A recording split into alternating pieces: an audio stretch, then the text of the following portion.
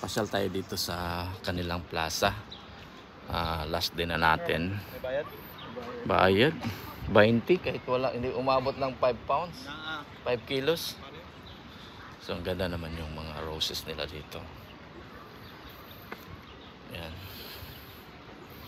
May mga sculpture sila dito. Pilipina na? Sculpture.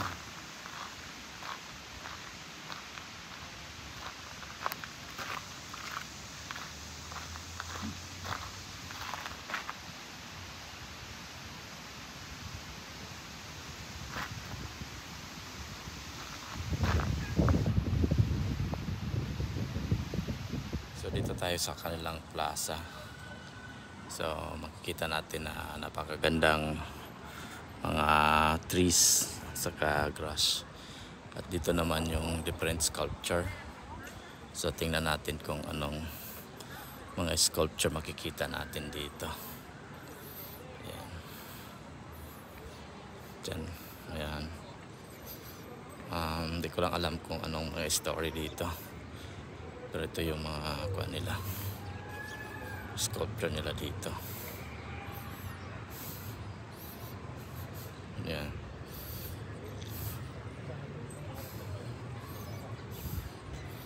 So, daming mga sculpture nila dito. Wala naman siyang istorya. Pero ito yung kuha nila dito. Palandra yung mga sculpture. Dami namang mga turista dito. Kaliwaan. Saka din sa kabila.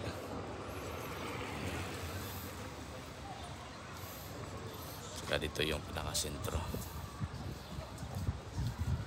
So mag-start tayo dito. Ito yung mga sculpture nila. Isa-isahin na lang natin. Yan. Yan siya. Hindi ko narrate yung mga istorya niya dito, pero ito yung pinaka story dito. Yan, ganda naman siya tingnan. Ito yung Vigilance Park. Sana may ikuan tayo dito. Yan. May narrator. Sana ba yung narrator natin? Hanap tayo ng narrator kasi hindi natin alam kung anong meaning ito. Ayan siya. Dami namang mga andito. Wala naman siyang narration.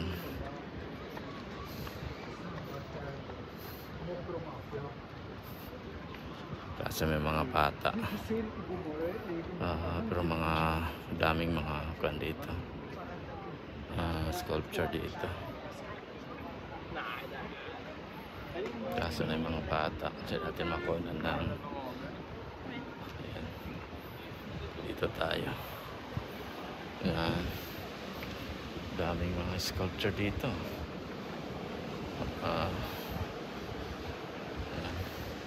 Vigilant Park. Tsaka dito din may mga water, mga ducks, daming mga pato, itik, wild ducks na dito. May mga upuan din dyan banda. Ganda naman siya. So tapusin natin. Ayan, Vigilance Park. Ayan. Tsaka sa doon sa may banda.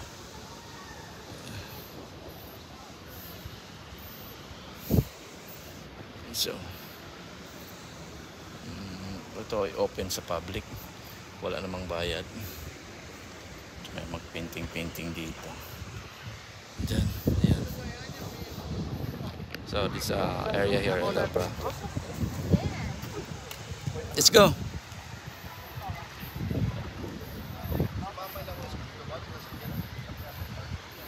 Yung mga flowers dito, ang dami. Roses. White rose. Yeah, they are all roses here.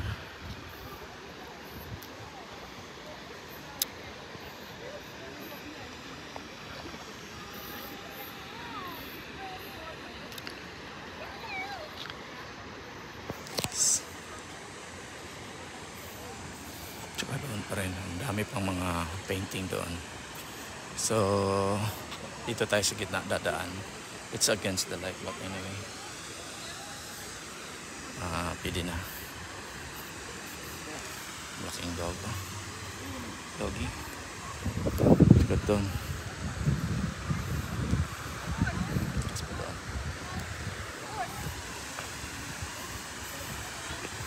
Ito tayo dadaan sa gitna.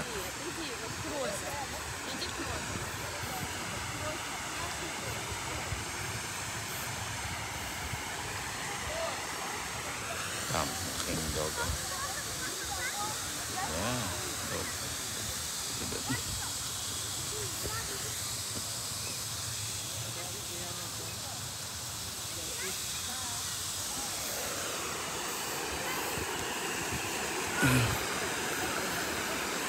Dami pang mga painting dito. Kita natin. Ayan. Ganda din siya. Mga painting dito. Malapad siya na park. Ba't na park. So ito yun.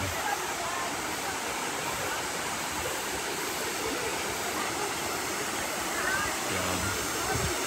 Puro sculpture yung mga painting ko. Part dito.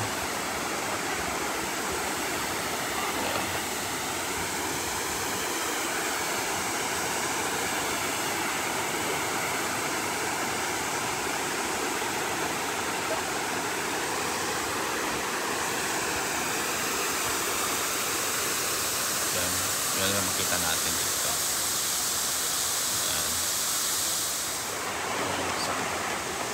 Pasaka pa tayo doon. Ito yung mga part kasi bilisan na tayo. Pauwi na kasi ako mamayang gabi pa United States, pa US. Pasokin natin doon kung anong makikita natin. Dami pa siya. Dami pa yung picture. Saka tayo. So dito na tayo sa mga mataas na area. So ito yung makikita natin. Regional Park ng Oslo, Norway. Marami silang mga sculptures dito. Ganda din. So dyan, pasokin natin yan. Against the light pro siguro na. Okay na yan siguro. Okay, pasok tayo. So ito na yung makikita natin sa baba. So ito yung mga sculpture. Makikita natin. Pakataas pala to. So ang daming mga sculpture. Ayan o. Ayan siya. Ikotin natin. Dito. May mga sculpture pa dyan. Kaso, against the light. So dito tayo umpisa mag-ikot. Ayan siya. Dami mga sculpture dito. So ito yung sculpture dito na banda.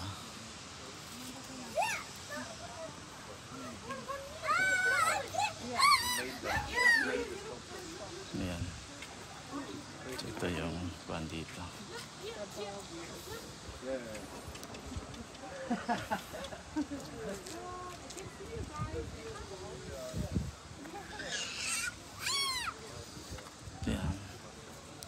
Yan siya.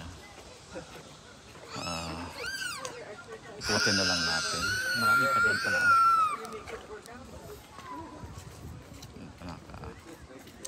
Last yata. So, ikutin natin. Dami to.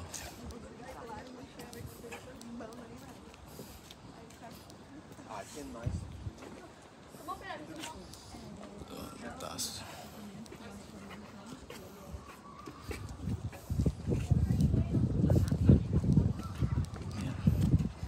Ikutin lang natin. Punta tayo doon sa kabila.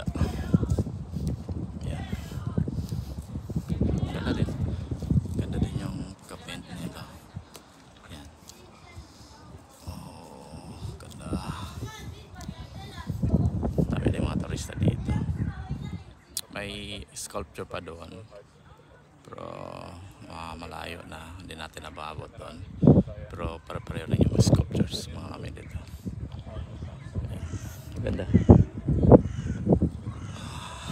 Yan dito. Dito tayo. Hanggang dito tayo. So ikutin natin ito. Yan may mga area pa dyan. Diyan may mga area pa dyan.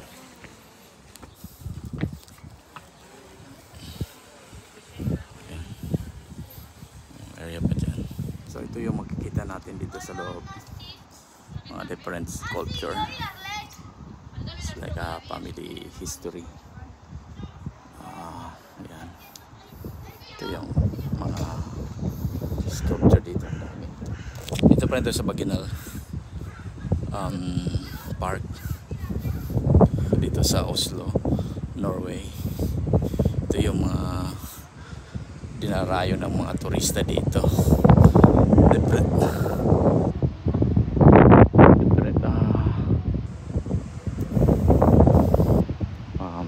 sculpture ginagawa nila dito. Yan.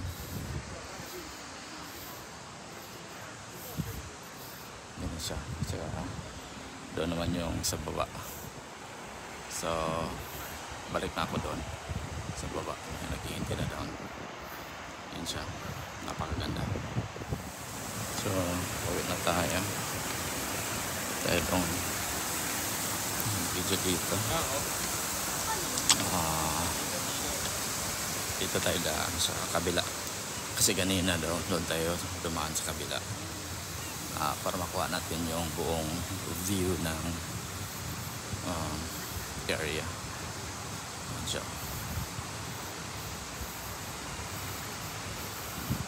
ganda naman dito.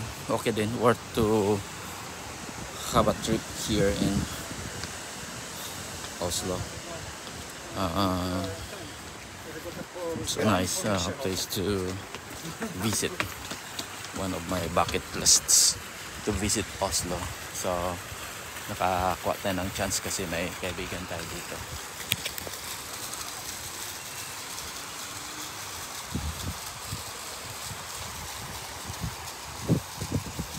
Tingnan natin. Dito tayo.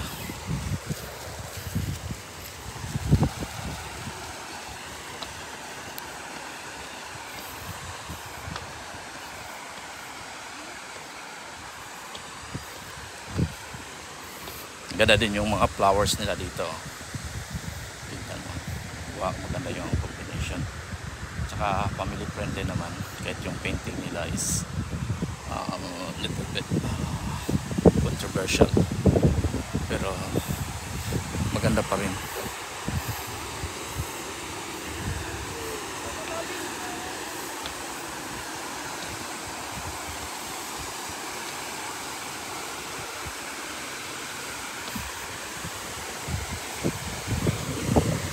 So dito tayo dadaan. Naikot na natin yan kanina. So dito tayo dadaan. Marami pa rin mga turista dito. Kaya hindi pwede na maiwasan natin yung mga mukha nila. Iwasan natin. Pero minsan hindi natin maiwasan. So yan yung sculpture. Pagdating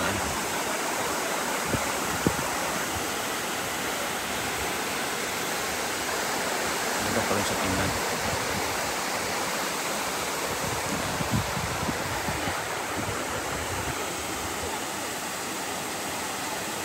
Ganda sa tingnan. May mga controversial siya pero okay na. If you're open-minded, maganda na siya tingnan. Ayan. Kaya dito, flower area spot. Ito yung kaibigan natin.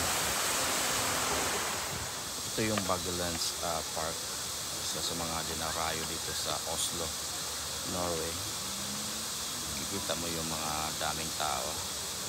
Ito yung pinaka front nila. Daming mga bulaklak dito.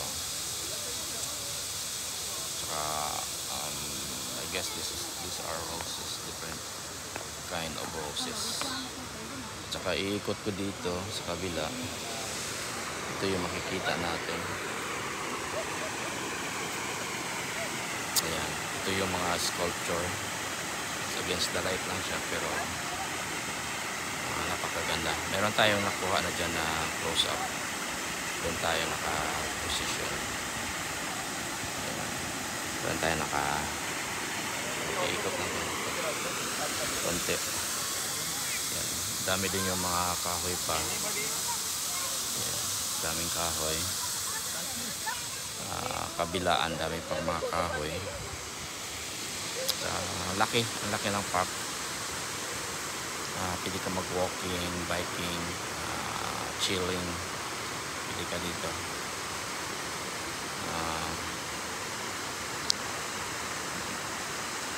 Mainit ang araw pero ang lamig ng hangin. Mainit yung hangin din. So ang dami din mga pamilya na pasyal dito. Yan, ito yung pinaka-front dito. Ayan.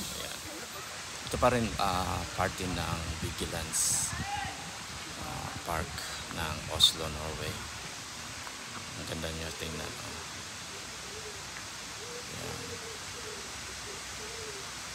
Green at saka ang ganda yung arc ng puno ng kahoy. So ito yung kalapad. Iikot natin para makita nyo. Ayan siya. So ito yung park na mga sculpture. Andyan siya. At saka yung fountain na malaki. Punta din natin doon. Nakuha na natin ng video. So ganun dito to. Ayan. So ganito kaganda yung park.